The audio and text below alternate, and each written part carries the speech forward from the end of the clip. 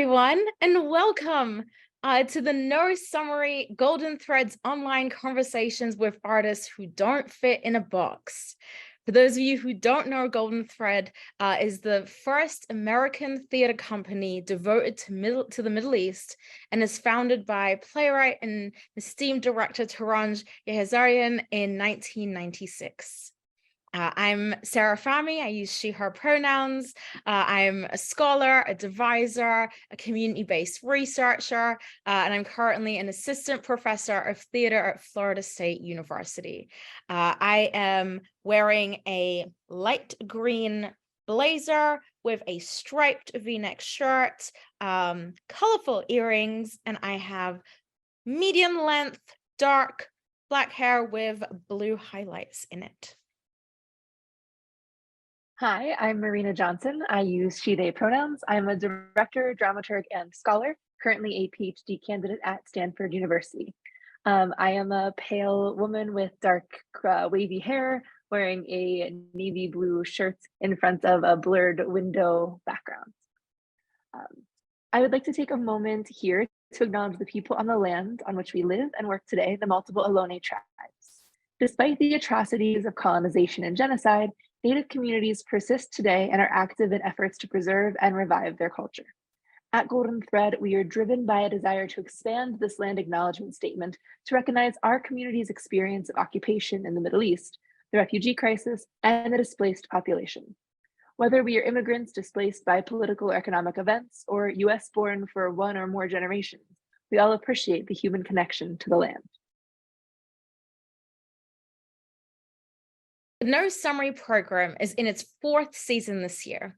And in this new season, the program embarks on a virtual tour to universities across the nation, bringing Golden Threads conversations with artists who don't fit into a box into theater and art classes. We'll start by introducing our guests. Yasmin Zacaria Mikhaiel. She, they is a dramaturg, theater journalist, and oral historian with roots in and around Chicago. As a queer, fat, brown femme, they endeavor to amplify and archive stories that go lost, stolen, and forgotten. Their writing and research explores possibility models for a more inclusive and sustainable theater culture and industry. Next, we have Aycan Akçamete, who uses she, her pronouns. Aycan received her PhD from the University of Texas at Austin, comparative literature program. Her research focuses on contemporary theatre criticism in England and the reception of the art color theatre productions that deal with Turkey's political history. Her latest works are forthcoming in the Journal of Dramatic Theory and Criticism and a collection of theatres of resilience in Turkey. And we have Tariq Hamami, who is a New York-based playwright best known for his plays Snail, Everything Will Be All Right, The Town of No One, Spite, White Picket Fences, The One Percy Ent, and co-writer on the musical The Life of Mary Rogers. He is currently working on a commission from Golden Thread Productions, where he is a resident artist. His plays look for the intersectionality of faith and culture, calling on his multi-faith and multicultural upbringing. I am personally exceptionally stoked about this No Summary session because it is a collaboration with the Middle Eastern Theatre Focus Group at the ATHE conference. ATHE stands for the Association of Theatre in Higher Education. And this session builds on numerous fruitful discussions and conversations that we've had both at ATHE and with Golden Thread. This conversation seeks to analyze the status of post-pandemic theatre criticism and the desired pathways forward, both in academia and in praxis from SWANA artists. One of the Middle Eastern Theatre Focus Group's primary goals, and I'm the focus group representative, so I'm the chair of the group this year.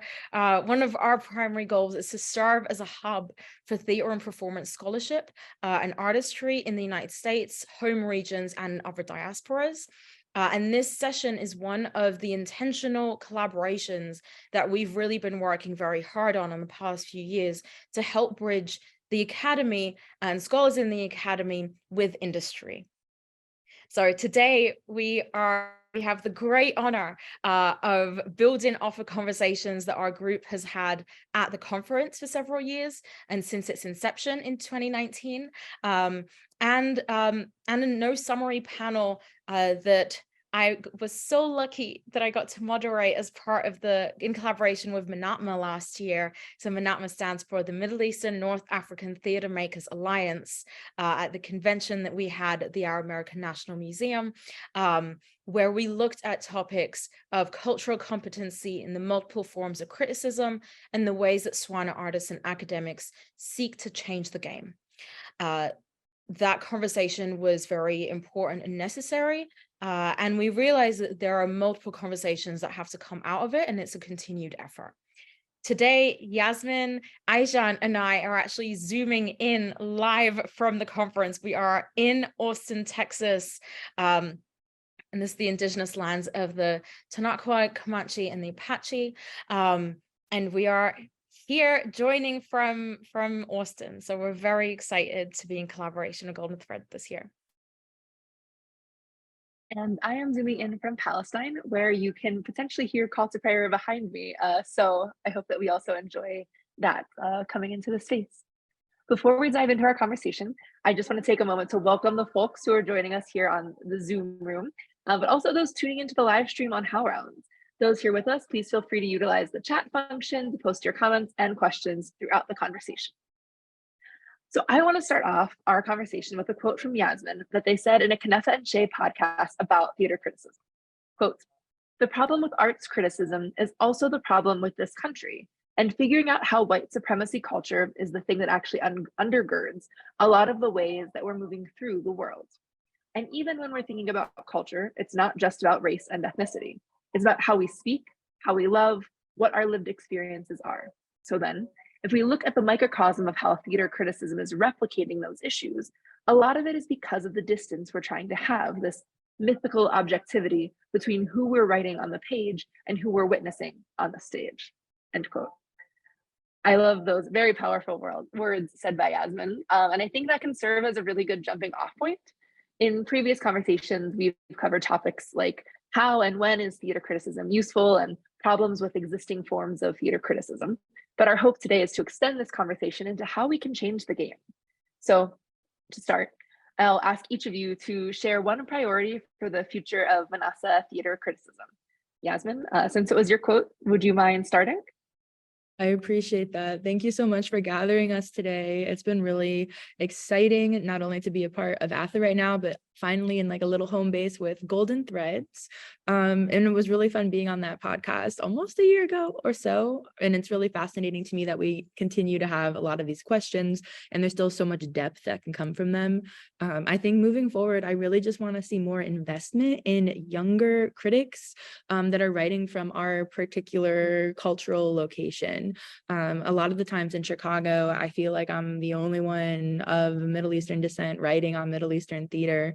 And I would love to just have more colleagues around me on the ground too.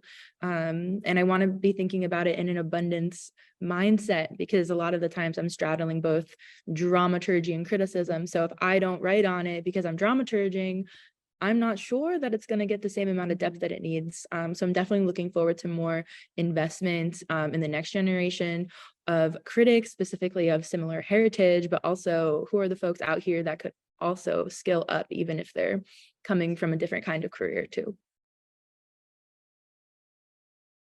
That's an amazing way to start this conversation, Yasmin. Thank you. And I think abundance mindset really is like such an important thing. And so not really feeling like more people is a bad thing. We actually want more voices in this conversation.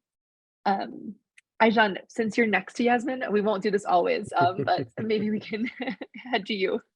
Yeah, I'm also really excited to be here. Thank you so much for holding that space for us.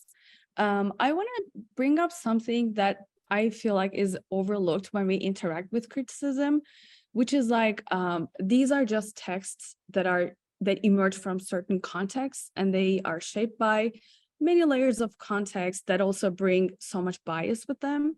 I just feel like, yes, everything that Yasmin said, but I also feel like we need to change the way that we think about criticism and just see these as products of their political context, social, cultural, and of course, personal. And when I say this, of course, it is important to challenge the authority of the critic as this arbiter of taste, as someone whose word is like taken to be either 100% true or, you know, as like betrayers of a production, but they are just texts that surround these performances and these productions, and they do come with their bias. I think that's like really important when we think about criticism.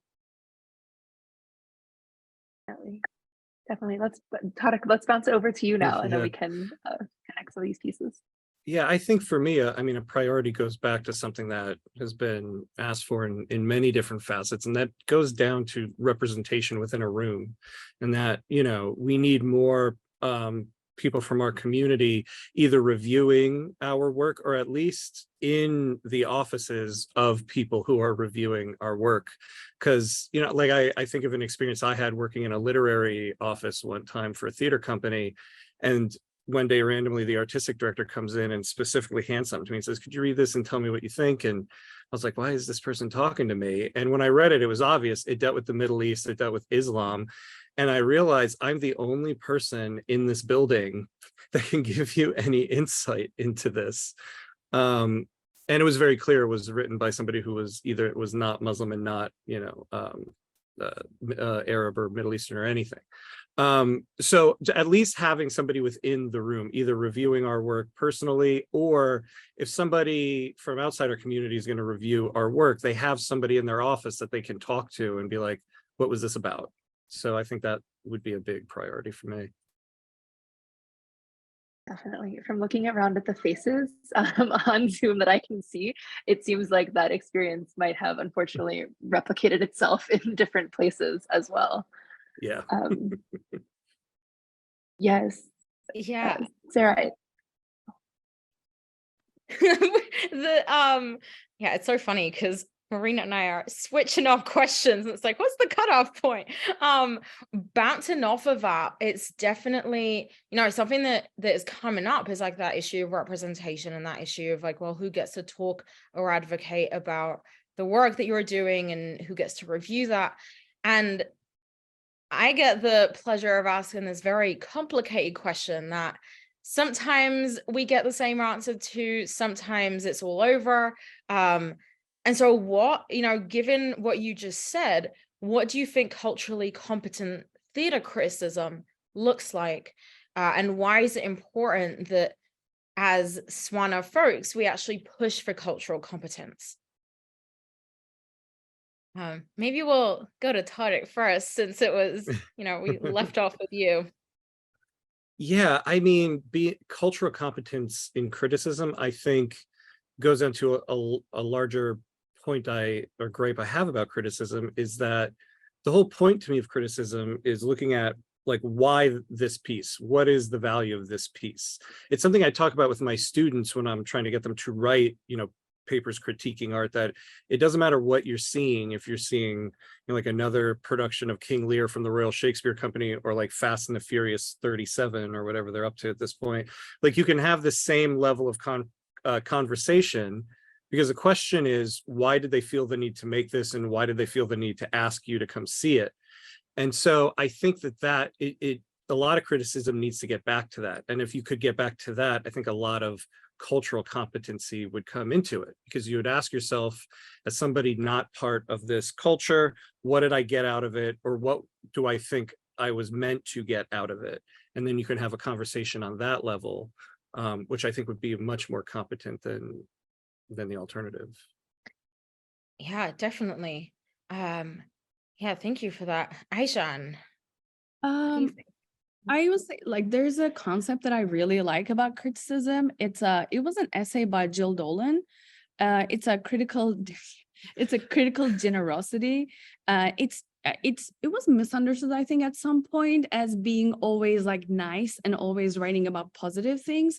But how I understand that, and what I think that essay means, is that speaking from a place of knowledge, and that critics also evaluating and the artist thinking about their relationship in terms of like, how much do we know about each other's work?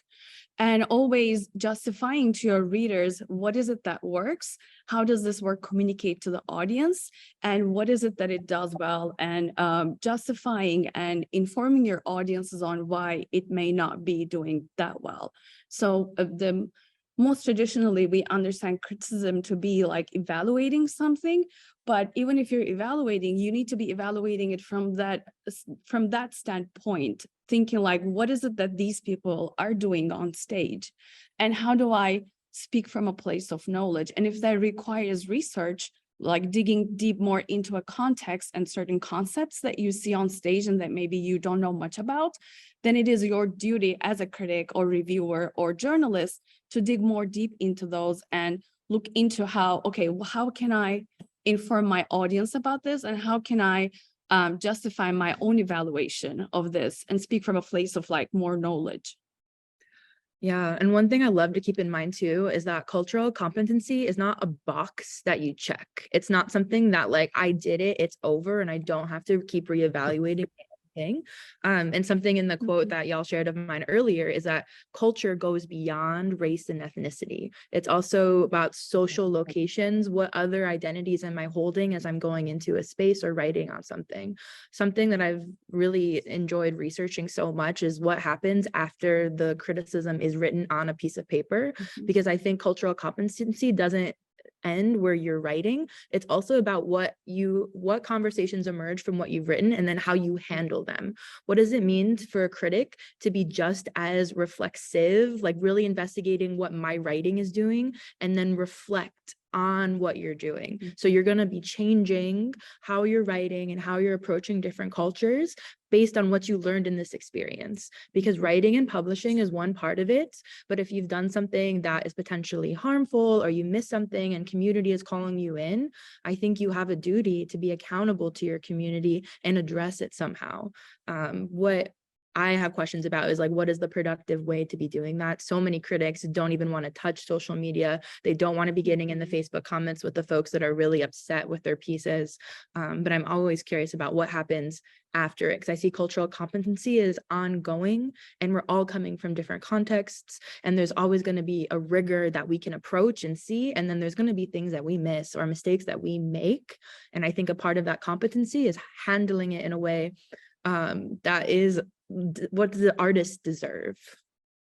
I want to say something. I felt like what you say is like really significant, but that's what I meant like in the previous question, when we challenge the critic or read reviews as just any other text. I think this is also plays into that, like your critic or your review is not the ultimate word on a theater piece. It's just one of the many texts that's around it and that has equal value. And it's just an ongoing conversation in the public sphere that is like extended beyond the performance space, but then other people are going to react to it and are going to engage in a conversation with it. And if there was something that is missing, that you missed a point, for example, it is then people's responses on social media become a part that complement your or maybe correct or refine your understanding of this piece. So these all, I think these all together, all these should be considered as a part of a larger event, but they're all equal value and they all surround the same text, the production, that are in conversation with each other. Yeah, I mean, I think it's a great point too, because every like work of writing, you have a conversation with the people that see it, or like as a playwright, like you do a talk back after a reading, or like as a novelist, you go and read your work at a bookstore and have conversations with people. But like as a critic, you write something, it goes out there, and then like you said, like you could go through like the Facebook comment feed, but you don't want to touch that. And so as something that was intended to start a conversation, the person who created it does not end up engaging in that conversation, But some do, and I think that point is possibility models of like what it means to be a really engaged critic within your community. And we're definitely in a turning point where people want to know who their critics are, where they're coming from, and have dialogues. But there's some critics that are just so reticent to that. And having a separation between the critic and the artist is actually more ethical for our business, and that's also up for debate. Very much. I think something that keeps coming up from like just what's been circling so far is that you're all advocating for or we're making assumptions that like the reviewers are knowledgeable and like they're going into this with like an open heart and an open mind and like they're willing to engage further. And I think one of the issues that we keep coming up against is that the reviewers that keep coming in to see a lot of SWANA performances, especially in the US, are not coming at it from that level of cultural competence, and they're coming at it from a very Islamophobic rhetoric. They're coming at it from a very specific perception of this is what we think this type of theater should be, and this is who it's written for. And obviously we're pushing against that, but I'm curious how you feel like who we're writing for, how that has an impact on the types of reviews that are coming out. And then the issue of like, well, are there enough reviewers that are currently out there that are culturally competent? Or is that something that we are still aspiring to achieve? So I guess it's a two-part follow-up question. I mean, I think in terms of like, are there enough reviewers out there who are culturally competent? I think that that's just like with all aspects of society right now, it's an ongoing thing. And sometimes you are and sometimes you aren't. It depends on the person. It depends on the culture that you're trying to be competent about. I think for me, what at a bare minimum there needs to be is an acknowledgement of what you are knowledgeable on and what you're not. I think I would totally be okay with a reviewer writing in something like, I don't know a lot about the background of this, but as a theater piece, here's what I thought about it in terms of stagecraft. I think that would be totally fair, but that's not something I think, at least I've never read or encountered. It's fascinating though, because in Chicago, there's actually a model for that. What does it mean to have disclaimers about your own background? It's Prescripted magazine that was definitely bootstrapped in Chicago by a Black queer femme person. And there's a questionnaire kind of that all of the different critics fill out. And so you can go and look and learn more about them. And even sometimes within the pieces, it's very much prioritizing what locations are you coming from. What I'm curious about too is how we have editors that can really challenge some of the dog whistles and really horrible metaphors or racist puns that a lot of the time happen, not just in Middle Eastern reviews, but a lot of people of color's work, where we see so much language that is meant as a joke is actually super harmful and hurtful. Just a couple sentences to throw in there. Yeah, I was like studying a play. It's a play about the Kurdish experience in Turkey, and it was staged in the UK. And most of the reviews, they were like, "Oh, this is only a play that Turkish people can understand." And it was so problematic on so many levels. It's coming from a place of like assigning these audiences to plays based only on the subject matter or the playwright or the theater company. That is quite problematic. It's also there might be people reading it and being discouraged from attending it. And that is so unfair to a theater company who relies only on the box office income, who has no other funding. So those kinds of statements, and like Tariq said, at least or like Yasmin said, like a disclaimer on, okay, there are things I don't know about this play, but then we assigned historically such a status to the critic that it's so hard for the critic to admit that I don't understand this. There's so much anxiety around the critical responses that they give as audiences, because after all, they're also audiences. But then they make such harmful statements, and those are ultimately harming the theater ecology, because who can survive without the funding as a marginalized or like a fringe theater or an off-Broadway theater in the US. And this might be jumping ahead, but I think some of the solutions are the people in this room. What does it mean to be writing on our colleagues, on our collaborators, to make sure that they get the criticism that they deserve? And it's stamping it into an archive that doesn't hurt as much. It also becomes powerful marketing materials because we know we're living in disaster capitalism right now. And so what does it mean to actually be co-struggling together?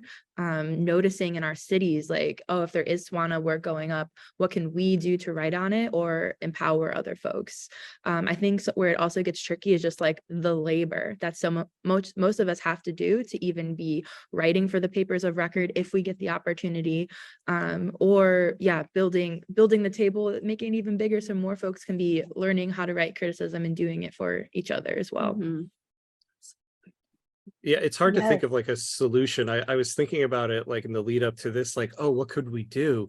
We could create like something online where we review our own things and then people could comment on it. And then I was like, wait, that's Facebook. Like I just created Facebook, like, so the idea of like, how do you solve this? It really comes down to having more of us, around writing for the papers of note, like you said. And I guess hearing this out loud, I don't want to be too nihilist and go, there's nothing more we can do. But I mean, I think that is a major aspect of it, is who from our community is at these places.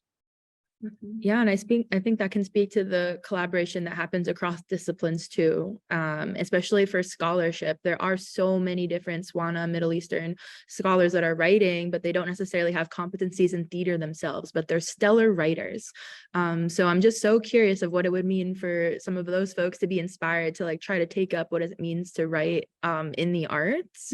But something that I've been dealing with a lot is just do I have the same kind of prestige for writing for magazines and newspapers as I would as an academic journal? Because even if I'm sitting here with like 60 plus publications, I've still had institutions tell me that my own writing is not strong enough, or doesn't have the weight of the different journals that I'm supposed to have as an academic. When I'm sitting here so comfortable in being all AC and teaching onto Paul, like that feels good for me. I'm doing the work that I need to, but it's fascinating when I can sit here with so many publications for so many different audiences and it's still not seen as of value in a way if it doesn't live in a journal that is unpaid. Like what am Absolutely. like they don't want that intensive materials. I'm not there yet, maybe in 20 years, but if I get back into academia, that is. But yeah, the weight of the materials, how they're even in our dossier or whatever, like there's other problems too. Yeah, I was also, when you said like, I had the opposite experience, whereas like I've been academically published, but one time, no, it was twice, I wrote to like a mainstream publication that I want to, like, I used to work as a reviewer in Turkey, but my only experience is in Turkish language. So they asked me like, do you have any sample writing of like review? And I said, no. Okay, let me try translating this. And then it doesn't translate because completely different audience, completely different, everything is different. And it's hard to translate the context that I wrote that in.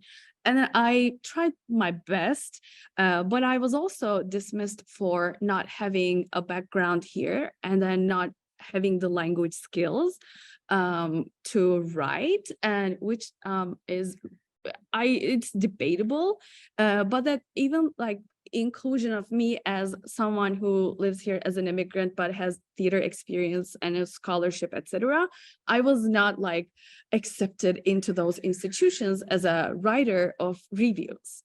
Yeah, so those are but then of course, like, why do I go to then the question of like, it's something that we will discuss maybe later on, but like, what kind of platforms can we write on? What is it that people value as criticism again, or as like a legitimate publications, and what is it that gets dismissed? Where can we make our voices be heard? And that's just an issue of cultural competency right there as well, not from the critic, but from the institution, because why are they not valuing those experiences and those, things that you've done in the same way? And that, I think, is another form of cultural competency. Yes, and very much goes back to Yasmin's, I think, earlier points from the quotes of how theater criticism replicates this white supremacist undergirding of our culture and society.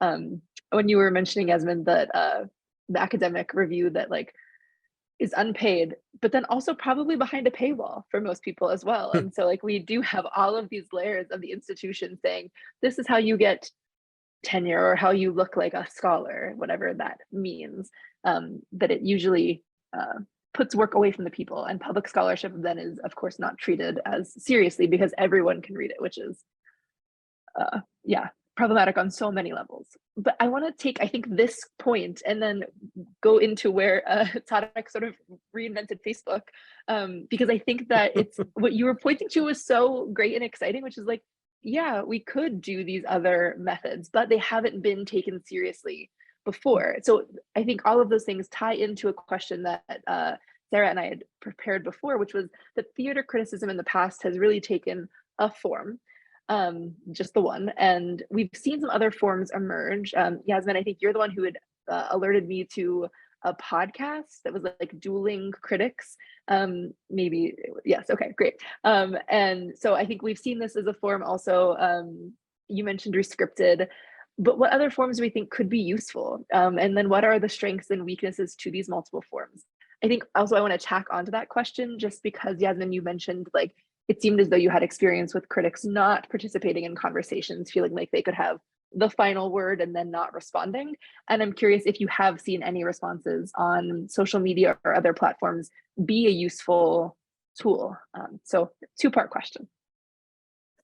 I will say that even though Twitter is dying in a different way every single day, there's still much value to it just because of the communities of connection that you have, not only just across the nation, but across the world.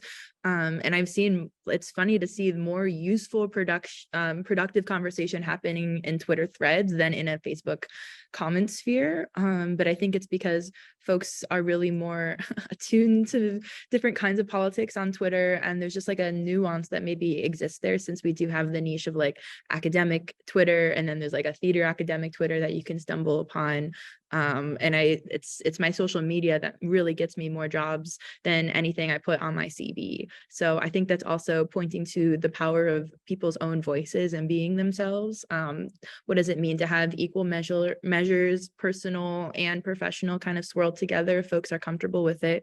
And definitely some of the models that I'm fascinated by are the ones that put theater back into our bodies as critics. What does it mean to talk about what we saw that is in like a talking mode or a witnessing mode, rather than distilling into the perfect words on the page?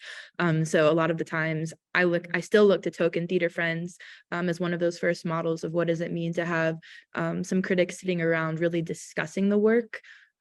Earlier iterations of that podcast sometimes I think did a like scale method of more of like a thumbs up down middle situation, but then it more so involved into long form podcast and conversation. And I enjoy that too. And I've also worked as an editorial producer on different news shows. And so I know what research and kind of dramaturgy goes behind the scenes and really crafting an audio piece for somebody. And those are usually made more in collaboration rather than your singular critic working with one editor. You're really on a team of folks and challenging each other because you both witnessed the same kind of material. There's another podcast made by younger theater makers. I'm totally blanking on it, but definitely fronting theater makers of color, and another podcast. So I see so many different kinds of offshoots, but I locate Token Theater Friends as generally one of the first there.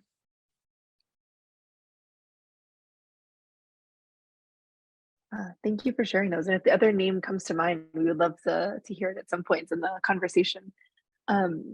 But from those, which I think are all really exciting and ways that like you've experienced like productive conversations, and I keep coming back to the word conversation because I feel like it's so important in our theater worlds, but actually in the conversations we've been having about critics, and it's really been a conversation with other people, and the critic is just a person who sends in a word or a missive of sorts. But yeah, so as far as social media goes, for others, Aycan and Tariq, are there things that you've seen either working there or other forms that you've experienced, either in the States or internationally? I have a colleague who, okay, her name is Eylem Ejder. She's in Turkey. She's a practicing critic and scholar, and her last name is Ejder. If anybody wants to look up, she has a brilliant article. I don't think it's behind paywall. They have they practice collective criticism, and they have a group called Feminist Endeavor, and she writes in detail about how they do collective criticism. So she told me I was lucky enough to talk to her, and then she told me that there's they exchange emails over like a group email about a play, and everyone they have a dialogue, a conversation among themselves, and then they publish that. So I found this idea fascinating, and I think it does a lot to challenge that idea of the critic, or like being one text serving as that like arbiter of taste, or like as the ultimate judge on a play and production, and also invites us like to think about these as like what I like to call paratexts, or like I said, all different texts of equal value surrounding it. And it does a lot in terms of like to challenge that all these like in the feminist endeavor coming together in a plurality of voices and expressing that. I find that really valuable. Yeah, if you look that up, I think it's called Critical Endeavors about like theater criticism, and it is also, I think, very significant that they came up with that in the face of political polarization in Turkey as a response to that. So I also find that very valuable. She has like a really detailed background about that too, if you want to look at that. Thank you for that.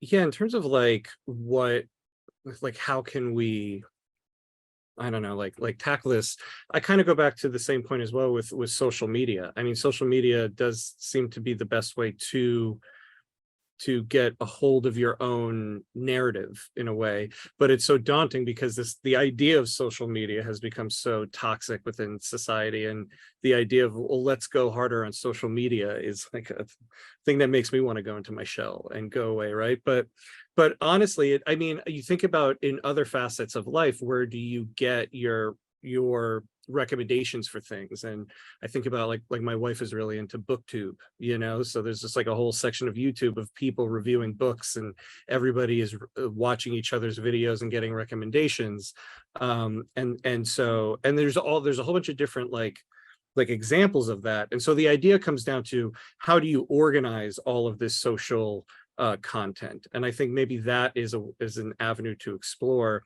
Instead of creating the content itself, people are more than willing to create the content. How do you bring it all together in a constructive way for people to kind of come and find it at this hub? Hashtags. Yeah. The power of Hashtags. TikTok, honestly, it's been really fruitful. Some of my students and some of their more creative projects I ask them sometimes they can be more creative with the final papers. If they don't want to write a paper, what are other works of merit across media that they can be producing? And so many TikTok pieces on criticism or essays via TikTok are very emergent. And whenever my day job is in nonprofit marketing for a newspaper, a newsroom. And so even just the organizing of hashtags, it's like there's still power there, even as the infrastructure for socials falls apart. There's a practice there's like a theater website in Turkey, and people publish reviews online, and there's a function on the website where you can rate the review and you can comment underneath. I think I really like that a lot. And then there's like facial expressions for each rating. So when you read a review, you see those expressions on the and it's at the top of the page. It's like that's the first thing that you see when you read a review. I really like that practice. It's so fun because then it's not directly on the critic's Facebook page, which also has the emoji buttons courtesy of Facebook. I appreciate the comments around like the question around organization, because I feel like sometimes I'm inundated with things and I don't understand hashtags very well. So I don't feel like I've ever understood how they organize, but this is really exciting to, I guess, come up to speed on social media, embarrassingly, but to also hear of other ways that can work for us. As you were all talking, I also thought of what I don't think is a new thing, but I was in Chicago directing a piece right after Lealina had opened, and I knew that Lealina had a SWANA night. And then the show I was directing also had a SWANA night, and it was so lovely to have all of these SWANA folks like in a space talking, and it's making me think of like, oh, these are also ways that we can have those kind of call in, or not even if there needs to be a call in, but also just these dialogues between community that can then potentially lead to criticism from this group that's all there at once, because it seemed like a lovely thing. I wasn't at the Lealina one, but it seemed wonderful. Yeah. And Chicago, I love her. I'll throw down for her in so many ways. And how we organize is just across so many different channels. So like we have listservs, we have a Facebook group, there's a WhatsApp of 100 Middle Eastern theater people that are, and Facebook groups and different collectives. And so folks across all of them are just so interconnected. So it's not as much of a challenge to mobilize each other and really be inspirational in the ways we show up. But it's also about taking up space in these predominantly white institutions. I served as one of the dramaturgs on Lealina, and I was really fortunate to be a part of a lot of that public programming, especially like coffee and calligraphy night, and making sure that talkbacks are actually led by folks that have been in the process, because I think there's a nuance there that we lose when it's a general literary person or intern doing those conversations. But yes, I'm obsessed with what Chicago has really shown up for Middle Eastern work in the last year or so. Feels like a renaissance in a certain way. Definitely. And that community engagement is so important in these conversations. I'll take a quick pause here just to remind those who are tuning in just now to the conversation that this is no summary, Golden Thread's online conversation with artists who don't fit into a box. And we're here in conversation with Yasmin, Aycan, Tariq, and my co-moderator, Sarah, talking about theater criticism and new paths forward.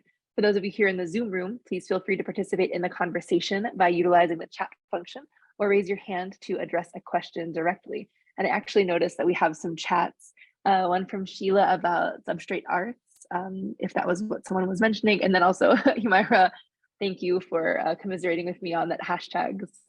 Yes, I think Yasmin can teach us a thing or two here. So appreciate that. Yeah, excellent. social media is its own thing. You either love it or you hate it, and it is very interesting to see what the future of criticism is going to be, and just like the future of theater in this ever-evolving digital realm. So that's a whole other thing, which takes us straight into this next question of, here in this room today, just on this panel, like we're a group of scholars and artists and scholar artists, and we do a lot of everything. And I'm curious, how can academia and theater professionals create a more mutually beneficial relationship around theater criticism? And this can either be something that you've seen in the past or something that you've personally benefited from, or maybe just acknowledging things that need to just be improved a little bit. Well, something I always tackle with my students, since I mainly teach intro to theater classes. So I get students who are 18, 19, just starting college, and they are supposed to write reviews themselves of the shows that they see and things like that. And I always tell them that the point of the class is not to make you all theater artists, to go change your majors and everything, but it's to make you like a better theater audience member, to be more knowledgeable on it. And I think in terms of how can academia help this idea of criticism, I think it's helping people have the tools to recognize what a bad review is and what a good review is. You know, like this is what criticism is supposed to be, and then you're going to try doing it to get a hand at knowing what it's like to create it. And so when you do read those reviews that that, like Yasmin, you had mentioned, like use like really like problematic jokes and things like that in them, that as a reader, you'll be able to read that and go, oh, this is a flag for me that this review is probably not shouldn't be the most trusted one for me on this work of art right here. And so I think that's one way academia can help combat this.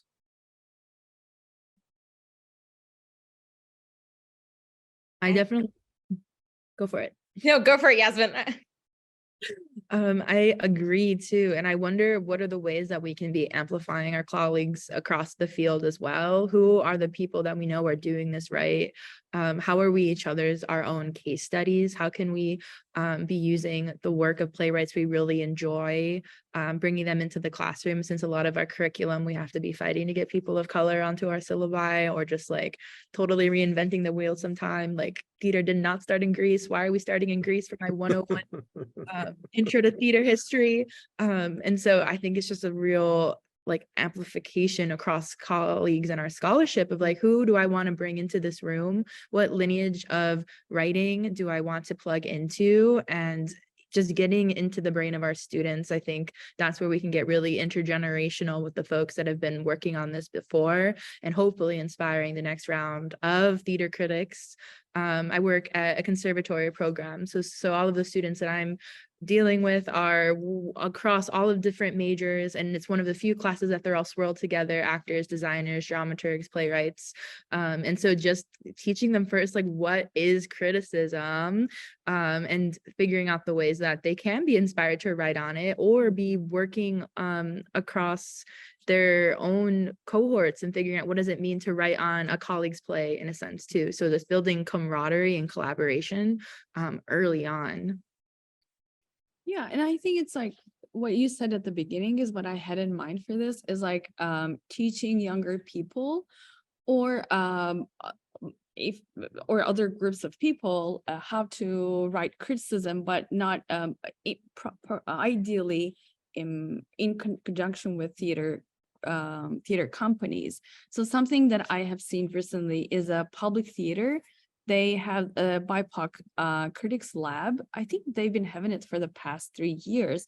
Is that they are trying to train critics of color and help them like give voice to their work as critics as well. And another thing I've seen is that a colleague of mine in Canada was also teaching younger people they were writing about the Toronto Fringe Festival. Like she's a scholar, but like she was teaching all these young people, how do we write about these performances? And they also have work on also like BIPOC theater criticism, the cultural competency. So I feel like all these initiatives, they could be broadened also to be more specific to maybe SWANA theater makers and SWANA like scholars who work on this field, and people who have the cultural competency to write about these plays. So I think these initiatives, training, education, that also happen with the artists themselves, which is like you said, that distance between the theater makers and the critics that we think should exist may not like it does not have to exist, because we are all, you know, in this together, all occupying the same spaces. So I think that these are really significant. Yeah, I think that, so one thing that I've been working on, trying to be a bit more diligent about, is making sure that there are no disposable assignments in the classes that I teach. And I feel like something like write a review on like a play is something that we could potentially start thinking of as like, this is something that we could be doing. And it's like they're actually doing assignments where they're actually going out and they're writing pieces, and then we as their instructors are then going over and reviewing, does this measure up to cultural competency? Is it actually reliable? But I think one issue that I've run into, and I don't know if any of you have also experienced this, so I'd love your input on it.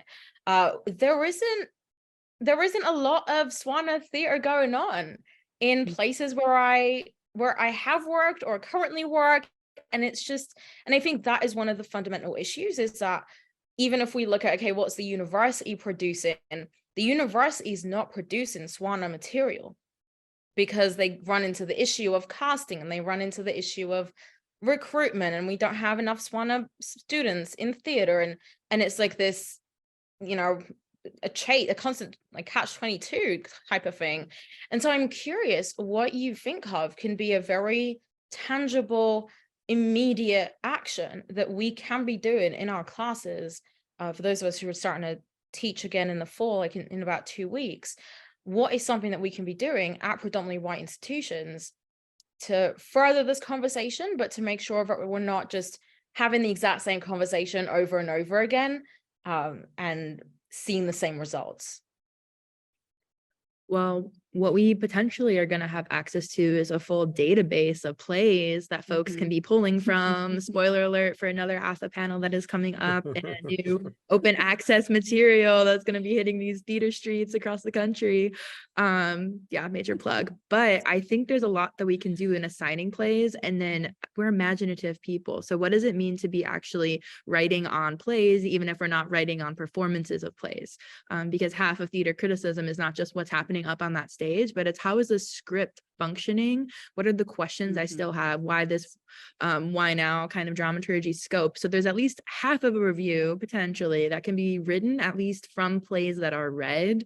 And it's one way to get voices into these stories in a very low stakes way, even for schools that are majority white. And it's a very definitely controversial figuring out how casting works. Like, would we rather not have this play produced versus let's just keep it in the classroom? But classroom space is definitely the way we can play through these stories, and also exercise our writing skills in a way that feels safer, and one that is of peer mentorship in a sense too.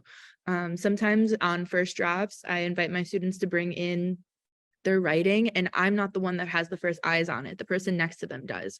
What does it mean to actually have eyes and co-mentorship within our own classrooms and our students? And so they're sometimes going to get into conversations that I'm not going to understand, even if I still consider myself a young person, but a different level of knowingness across generations too.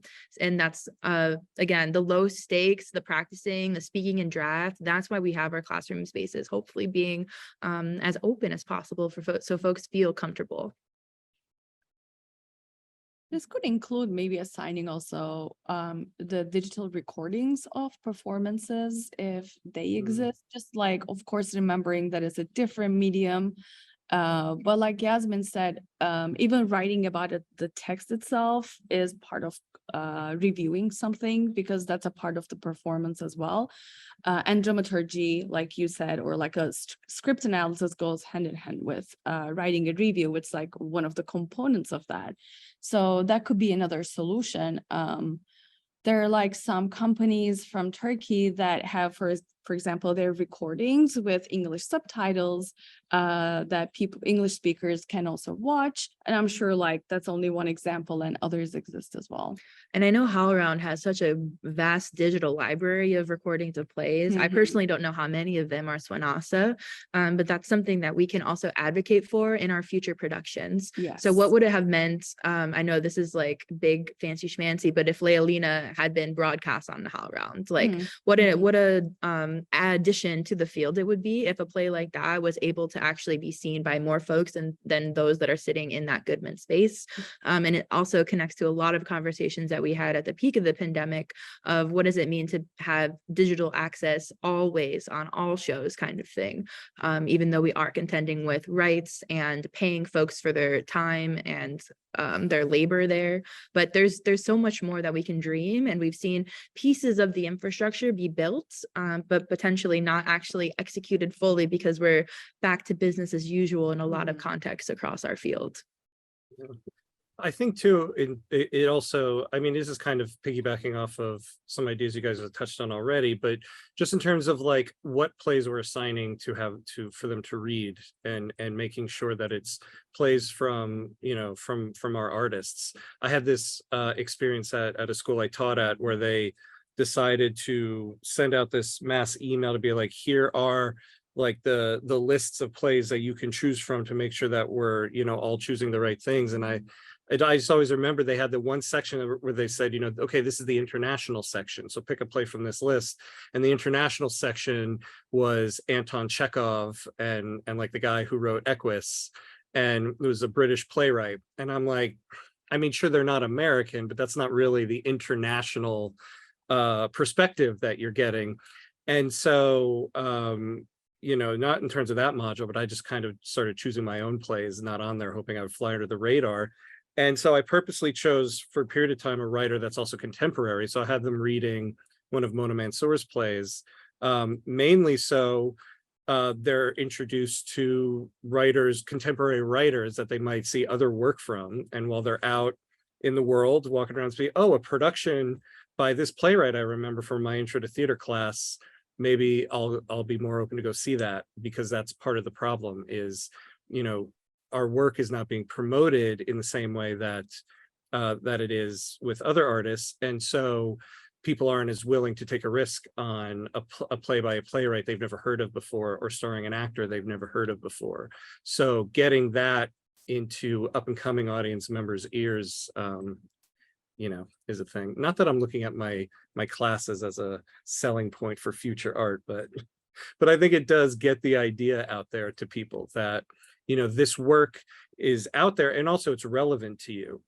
It's like a lot of I get a lot of Mina students, but a lot of them aren't. And, you know, we read that play and it's all about your identity being from two different worlds. And so the class discussion turns into everybody talking about, you know, their background, and a lot of them are immigrants themselves or are the children of immigrants, and a whole conversation sprouts up from that. And they realize, oh, this play that was written by a Lebanese American playwright isn't just for Lebanese Americans. Like, I'm Dominican or Dominican American, and this totally was relevant to me. And so I think it's also that idea that you can find value in plays written for, you know, cultures that aren't your own.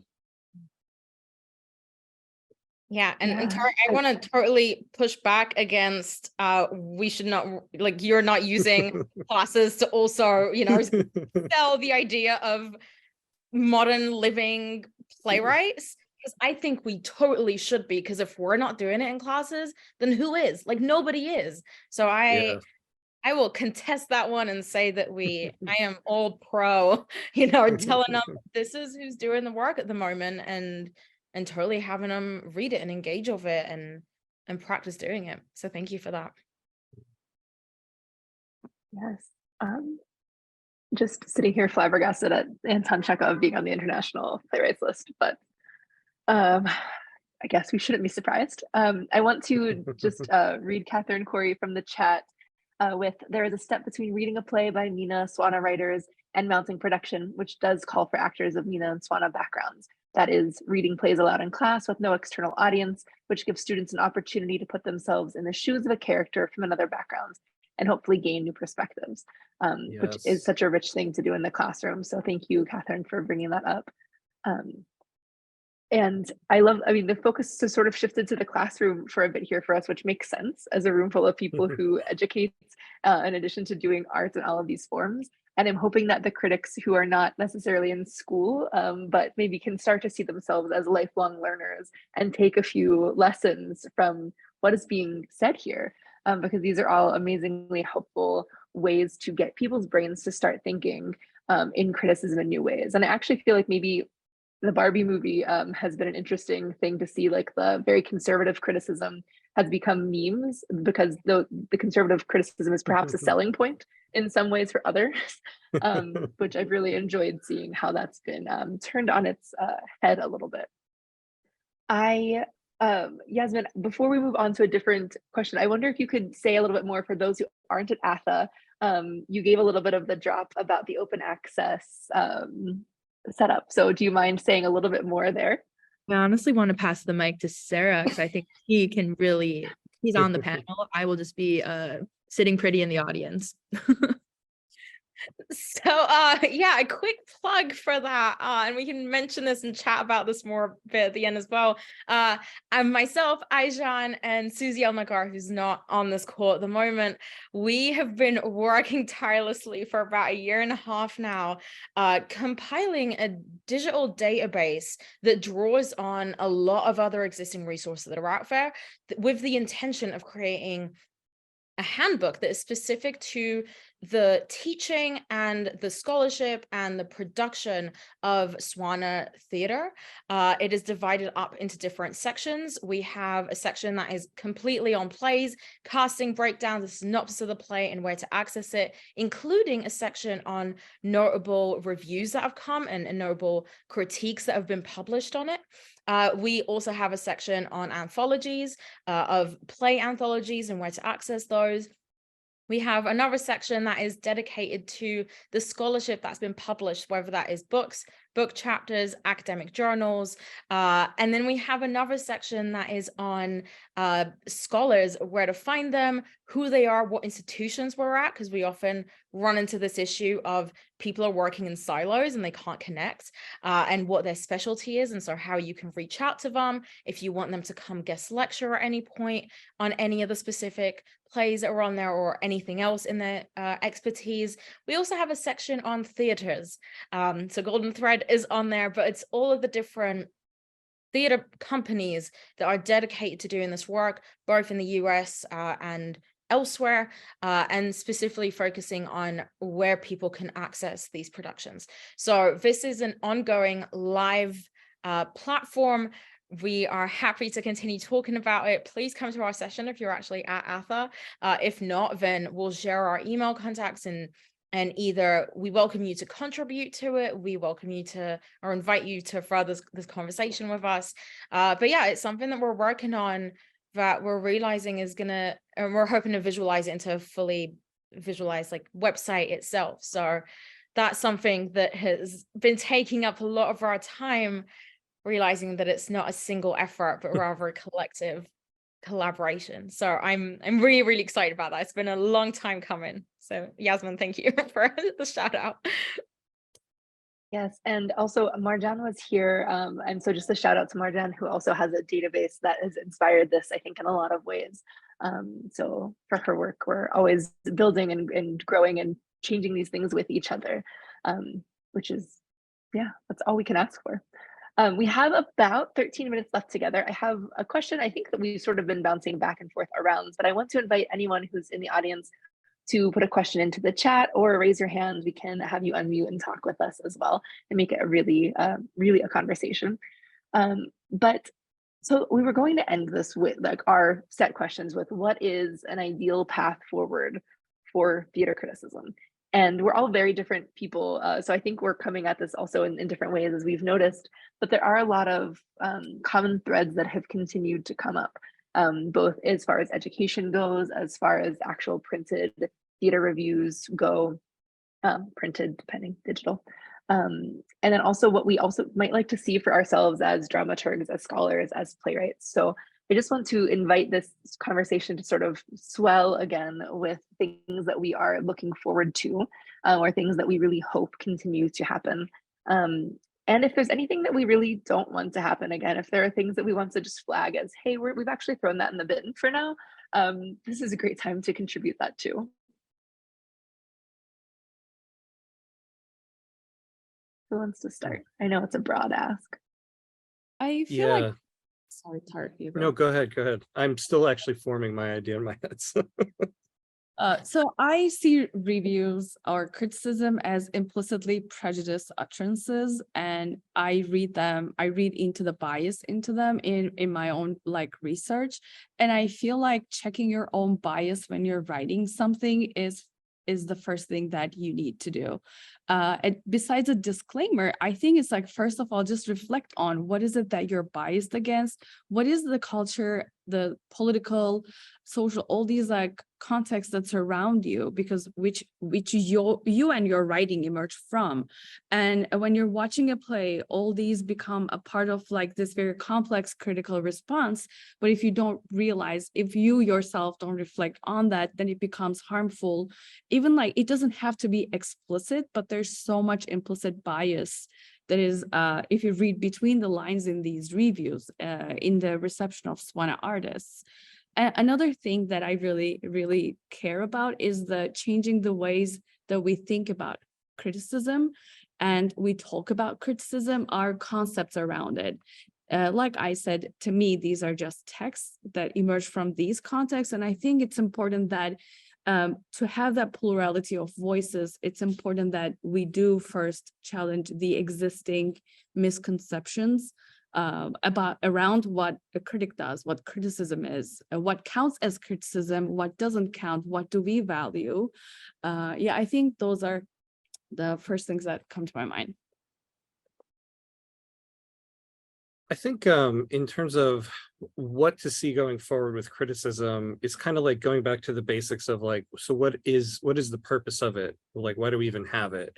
And there is still that aspect that theater is, you know, fairly pricey. You know, like I have two small kids. If I'm going to go see a show, it's the ticket price and the babysitter and all that stuff. So I am going to look up a little bit something about a show before I go, because I'm only going to get to go to one show every like couple of months or so in a practical way. So the reviews help in that sense. They let you figure out, what do I want to go see? But so a lot of it, I think, comes down to audience as well. Like, what are you valuing? Whose word are you taking? Because I know, like, at least in New York, the New York Times is just like the iron fist of what survives and what doesn't here in New York. And so and the reason why it is that way is because of the value we as readers and audience members basically put on their say. And it's a cyclical system, because they're strong because we read it, but we read it because they're the main one. And so it has to break somewhere. And so I think what would be nice going forward is seeing more, and this is maybe more of a utopian idea, but that the people out there reading it and consuming critiques are going to pick and choose which ones they actually value, not based on the size of the institution, maybe. I feel like I'm always cheating on this question, because my thesis is exactly about what is possible, what are possibility models. And so for me, I'm always like, I have 4 solutions that are proposed. But even if I ingest and walking through them, I think a lot of them are the notes of what we've talked about here for today, especially when we're considering what is the most inclusive and what is the most sustainable for the future of criticism in general. And so we did touch upon what is mentorship and expanding the form actually look like, talking a little bit about digital reviews being in conversation. What we're hearing now again is a kind of cohort model of what does it mean to be writing in community, across disciplines, across institutions. We've also touched on that culturally competent approach. What does it mean to actually acknowledge that we have our own gaps in the ways that we are writing about things that are different from us?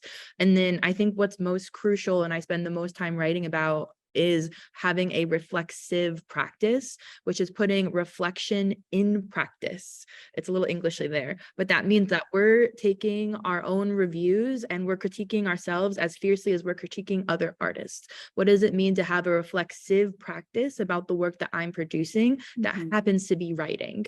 And so those 4 things are the main things that I'm always preaching about when I get on topics like this, because we have all of the tools, we've seen these models. It's about putting them into practice and then figuring out what to do about the labor compensation, difficulty around resources in a sense. And so I think that can even be addressed again in that abundance mindset and figuring out where the money is, and reallocating it to these 4 possibility models for criticism. I love that. I think, I mean, also having 4 possibility models feels to me like, yes, okay, I have a number, we can go and do this. But I love that. And I love that there have been different models put forth here, Yasmin, in your list, but also in what it looks like in the classroom and what these different, I guess that there are so many possibilities. Yeah, I've been really struck by, earlier we talked today about research came up as a word in a bunch of different answers. And I know that in dramaturgy, of course, there's research, but I'm really thinking about how like writing as a cohort and sharing research that you have with someone else who's seeing a show, like that feels to me as like a great scholar artist connection in academia that has really sought to be so gilded and working separately, and breaking those really purposeful silos to see what that possibility looks like. So that's, I think, what's sticking with me the most right now, and I'm really excited about. And also about the community engagement that we talked about earlier and how that can lead to different ways that community conversations happen and how that leads to a great critical conversation. I think too, I wanted... something I really loved, actually, Yasmin, that you said earlier too, I think near the very beginning, questioning this idea of the separation of the artist and the critic. And I think that honestly would be a very big thing as well, because if you are experiencing art of a different culture and there are things you're not really getting, why not reach out with one or two questions to the writer or the director or one of the actors, and as the critic you can make of it as you will, but you know, there shouldn't be a problem with asking the person who created it, well, what was the point of this, or what were you trying to say, and then writing a critique of that as well. But yeah, I think eliminating that separation is also probably really helpful.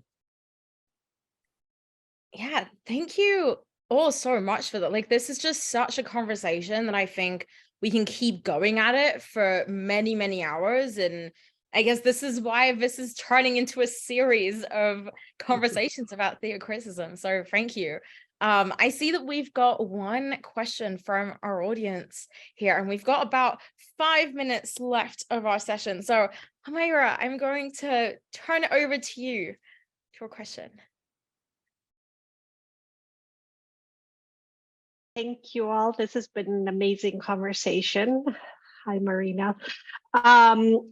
One of the things that I've observed in my work as a cultural consultant is that the audiences are predominantly non-SWANA in a lot of the theater that I've worked on. So I feel like, to be realistic, I think the critics are speaking to the theater audiences rather than the people who wrote the work.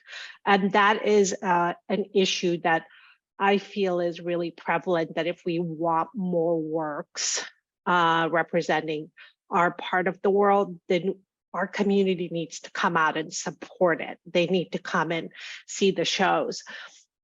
And I think that I'm seeing a trend that a lot of the stories that keep getting published over and over sort of supports a white narrative, and it's written from the lens of the West, and that is no coincidence either, because that resonates with the theater-going audiences.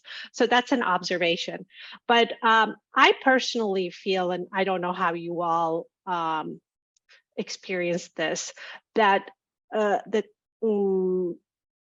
relying on my community, which the Aycan community, for criticism, or seeing their criticism as beneficial to theater, hasn't really been that effective, partially because a lot of us bring our own like political experiences and likes and dislikes of this regime and that ethnic group and such. So a lot of what makes good theater gets diluted in these agenda-driven conversations.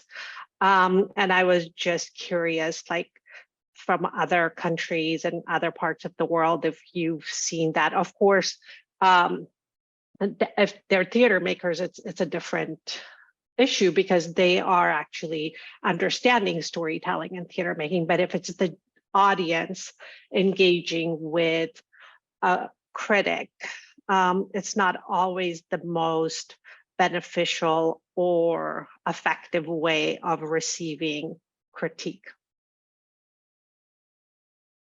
Yes. So I guess the question is, have you all experienced that as well?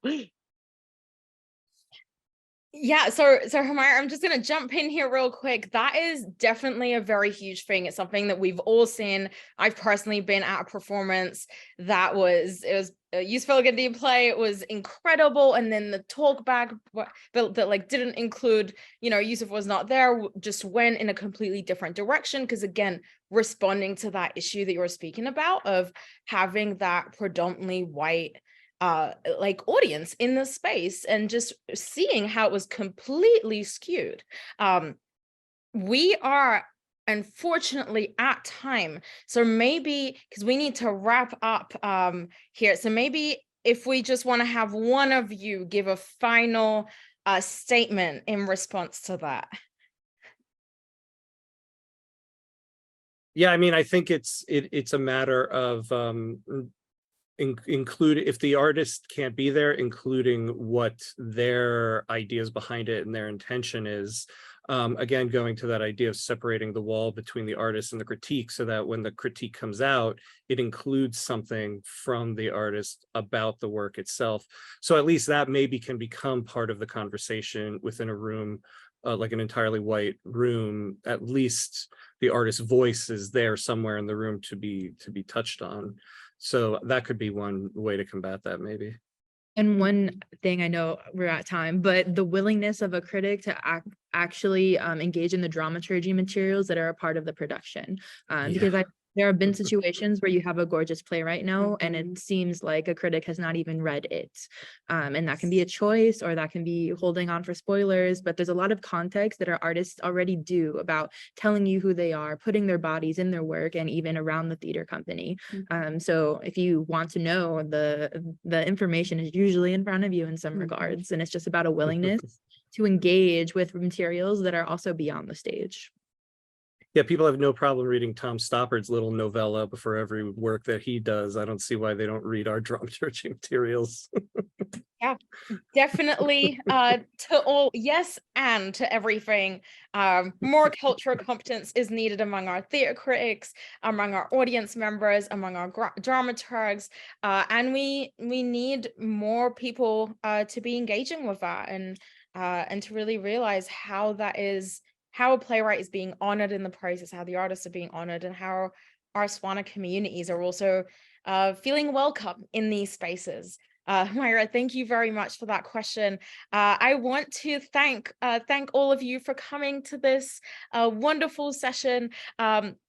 We have unfortunately come to the end of our conversation. Many thanks to our speakers, so Tariq and Aycan and Yasmin, thank you so much.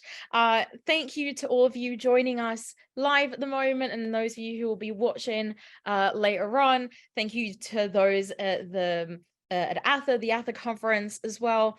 I'd like to remind you to check the rest of the Middle Eastern Theatre Focus Group panels at the ATHE conference. We still have a few more days over here, so please come check them out. And I'd also like to thank HowlRound for hosting this program. As a reminder, all of the No Summary episodes live on Golden Thread's website and on HowlRound's as well. I also want to give a special thank you to Wendy Rice for a live stream technician, and to the rest of Golden Thread's incredible team, Sahar, Michelle, Shayla, Linda, Sulana, and Heather. Thank you all so much for working behind the scenes. And a big thank you to our audiences. Coming up next at Golden Thread, we have the New Threads reading series with 2 plays in commission at the company, one by Adam Ashraf Al-Sayegh, inspired by the story of the high-profile political prisoner Ala Abdel Fattah, and one by our own Tariq Hamami, inspired by the experience of the Black Panthers in Algiers. And the Reorient Festival of Short Plays is happening in the fall, so stay tuned for that. For more info, you can visit the website goldenthread.org, and there's some links in the chat for you as well. You can also join the email list to stay on top of programs and events. Thank you all so much for tuning in and for your work today. We'll talk soon.